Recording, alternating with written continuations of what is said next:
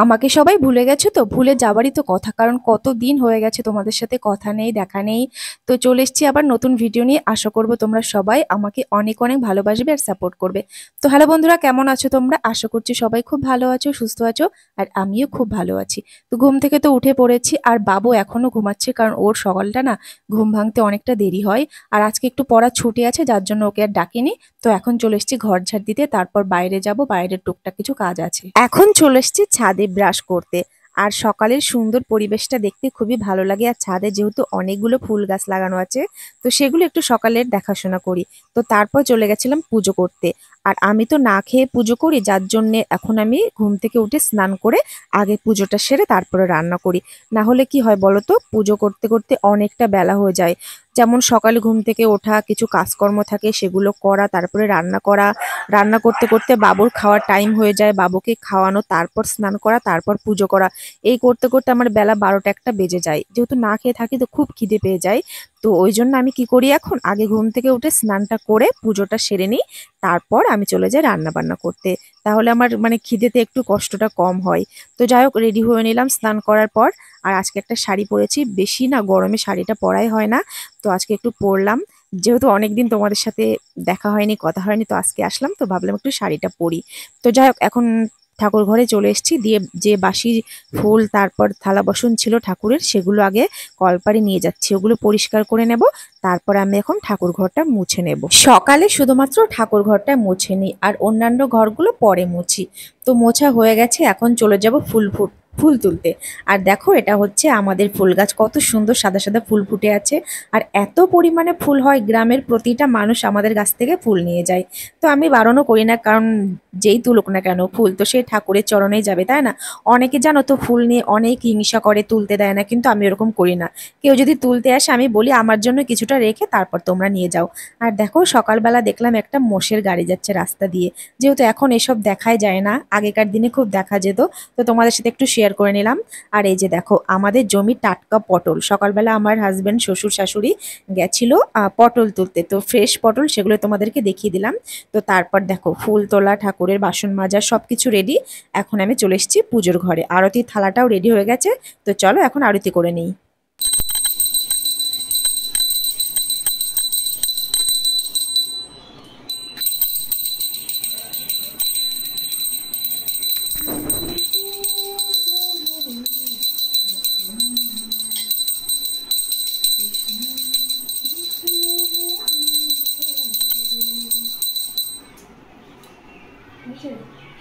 পুজো করা কমপ্লিট হয়ে গেছে, আর সকাল সকাল স্নান করে পুজো করলেন একটা আলাদাই শান্তি লাগে, মনে হয় খুব শান্তিতে আছি। তো দেখো, তারপর চলে এসেছি রান্না করতে, আর এগুলো হচ্ছে পাটের শাক। তো এখন তো তোমরা জানো পাটের সিজন, আর পাট শাক খেতে মানে কম বেশি সবাইয়ের খুবই পছন্দ। তো বেশি একটা খাওয়া হয় না, আজকে দেখি সকালবেলা আমার শাশুড়ি নিয়ে আসলো তুলে, তো সেটাই বাছা হচ্ছে, এটা রান্না হবে ডাল দিয়ে। আর আমি ওদিকে ডাটা কাটছিলাম, আমার ননদের বাড়ি থেকে বেশ মোটা মোটা ডাটা পাঠিয়েছিল, তো সেটাই কেটে নিলাম, ডাটা আলু সর্ষে বাটা করব। তো চলো, কিছু সবজি কেটে নিলাম, সেগুলো এখন নিয়ে চলে এসেছি কলপারে। এগুলো এখন মটর দিয়ে ধুয়ে নেব। আর আমাদের আশপাশটা একটু অন্যরকম আছে, কারণ কি আমাদের বাড়ির কাজ চলছে, তোমরা একটু ইগনোর করো। তো চলো এখন ধুয়ে নিই সবজিগুলো।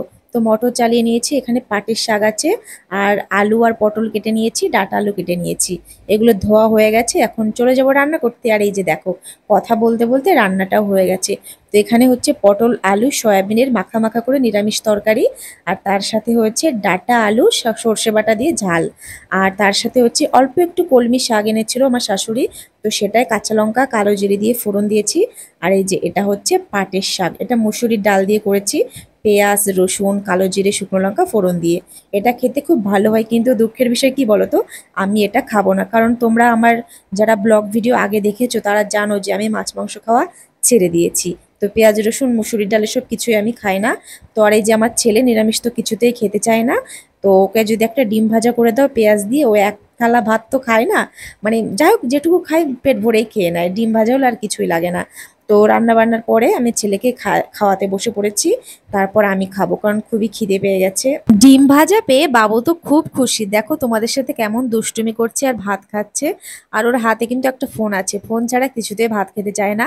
আর এখনকার বাচ্চাদের না এটা একটা বাজে অভ্যাস হয়ে গেছে, ফোন ছাড়া কিছুতেই খেতে চায়। রাত্রে থেকে আবার ভিডিওটা স্টার্ট করলাম। তো দেখো আমার হাজবেন্ড গেছিল বগুলাতে, আর বাবু কিছুদিন ধরে না শুধু মাংস মাংস করছে। আর আমি এখন নিরামিষ খাই, তোর জন্য বাড়িতে না সেরকম বেশি একটা মাছ মাংস আনা হয় না, কারণ এক বাড়িতে নিরামিষ আমিষ রান্না করাটা খুবই কষ্ট হয়ে যায়। তো কি করব, মাঝে মাঝে ছেলে যখন খুবই বায়না করে তখন ওর বাবাকে বলি নিয়ে আসো।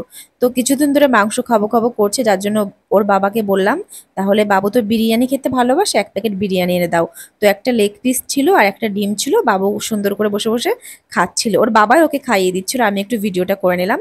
আর দেখো রাত্রে বাজার থেকে নিয়ে এসেছিল রুই মাছ, তো আলু দিয়ে রুই মাছের তরকারি হয়েছিল, তার সাথে রুটি। আর আমি যেহেতু মাছ খাবো না, তো এই যে 1 গ্লাস দুধ নিয়েছি, তার সাথে একটু চিনি দিয়ে নিয়েছি, দিয়ে রুটিটা এখন বেশ মজা করে খাবো।